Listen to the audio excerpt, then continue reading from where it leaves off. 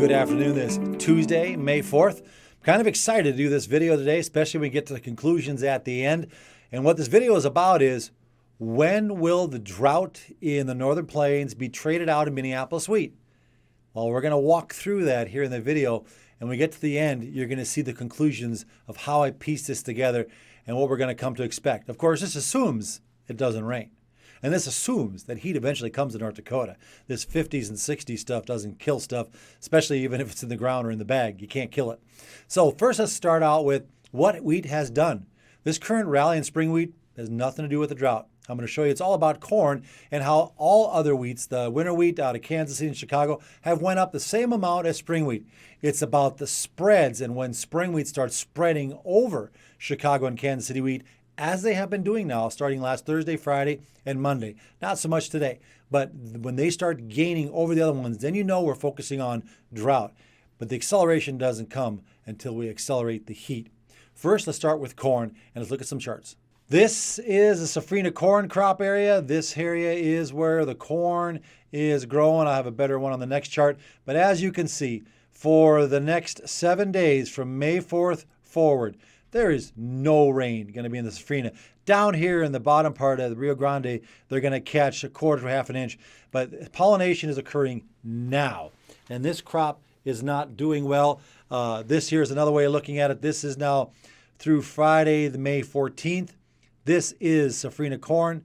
Nothing. This stuff is going to die. Now, here's the heat temperature. You're pollinating right now. 95 to 100 degrees. Mid 90s and low 90s. This crop doesn't stand a chance. That's why everybody's writing it off now. We're dropping total corn production out of all the corn crops from Brazil. Anywhere from 109 metric tons now down to about 95 seems to be popular for the numbers. Now, this, of course, is why corn has exploded after, stabilizing February, March, April on the continuation chart. We blew up after March 31st on, the reasons that we know from that crop report. The acreage and such. Now, this is July corn on here. We know that May corn is up here at 750. We know that cash corn, you just add premiums, we're trading at 750. So this is the board for that right now. But I want you to see from essentially March and from March 31st, corn has went from $5.35 to $7. It's $1.70. Okay, that's cute. We'll come back we'll carry that forward to the wheat. But for right now, cash is trading on the monthly charts at around this 786 value, 730, 740, with, I'm sure a lot of people are thinking, I just want $8 corn, whatever I got left. You know what? And they're probably going to get it with premiums because, frankly, it's been there before, not once, but twice, but 3 times. And with inflation, why couldn't we get 9? Well, I'm not going to say you can't, but I'm just showing this for purposes of what's happened. We go to the corn chart that shows that what I had said, rallied $1.70 till now for the active contracts. Well, what did wheat do?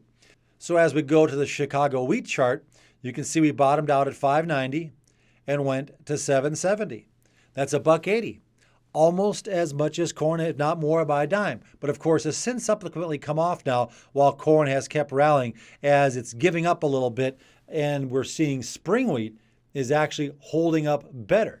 Spring wheat made the same move from 590 to 770, sold off with Chicago initially, but now spreads are building. It's looking a little more friendlier.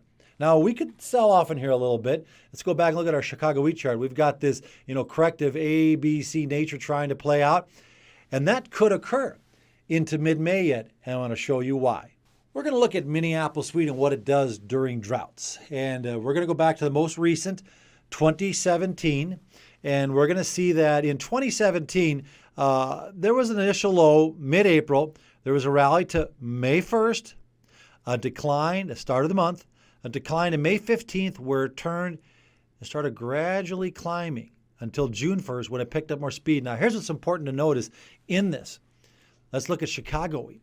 Chicago wheat did the same thing. This, by the way, these blue lines, these blue arrows, that's my 60-day cycle. I've been doing this since 2010. This is before the Fed has absolutely destroyed our money and cycles were more popular. And this was an actual low here too. This was the September contract coming off. December contract came on, and I remember this went down right until there, and then we turned up. It's just the barrage of switching over from September to December when they switched that this doesn't look spot on. But anyway, here was your May 1st low. broke into May 15th. Chicago wheat then traded sideways until the opening of June. Then it took off with the spring wheat. Let's go back to Minneapolis wheat 2017 and notice how on the 15th of the month it did start turning higher and then accelerated while Chicago wheat finally joined it. And of course, we exploded and peaked the second trading day of the month, which is July 5th.